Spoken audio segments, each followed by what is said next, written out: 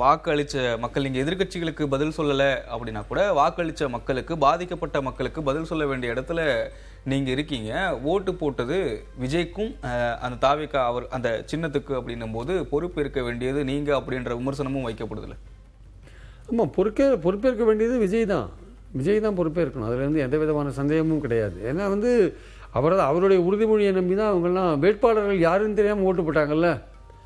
அந்த கட்சிக்காரங்களுக்கே பூத்தில் உட்கார்ற அந்த ஏஜென்ட்டுக்கே வேட்பாளர் யாருன்னு தெரியல.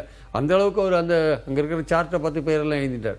அந்த மாதிரி இருக்கும்பொழுது விஜய் என்ற ஒரு நடிகர், செல்வாக்கு மிக்க நடிகர், அவரோட சின்னம் விசில் என்ற சின்னம், இது ரெண்டும் கரெக்டாக ரீச் ஆச்சு இல்லை. ஸோ மக்கள் அதுக்கு ஓட்டு போட்டாங்க.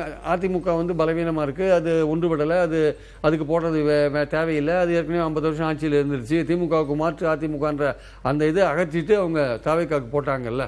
அது அப்போ மக்கள் ஒரு மாற்றத்துக்காக தான் அந்த ஓட்டு போட்டாங்க. ஆக்சுவலாக அதிமுக அதாவது ஸ்டாலின் அவர்கள் சொல்லலாம், சினிமா சுனாமி, சினிமா கவர்ச்சியெல்லாம் சொல்லலாம், அதெல்லாம் இன்ஸ்டாகிராம் வெற்றின்னு கூட சொல்லலாம். அதெல்லாம் ஒரு ஆஸ்பெக்ட் தான், அதெல்லாம் ஒரு பகுதி தான், அதெல்லாம் ஒவ்வொரு பகுதி தான். அல்டிமேட்டாக ஒரு விஷயம் என்னென்னா ஒரு சேஞ்ச் வேணும் அப்படின்னு ஒரு குரூப் நினைக்குது. அது ஒரு 10% பேர் நினைக்கிறாங்க வச்சுக்கோங்க. அது அந்த குரூப் திமுகவும் வேண்டாம் அதிமுகவும் வேண்டான்னு நினச்சி தாவேக்காவுக்கு போடுறாங்க.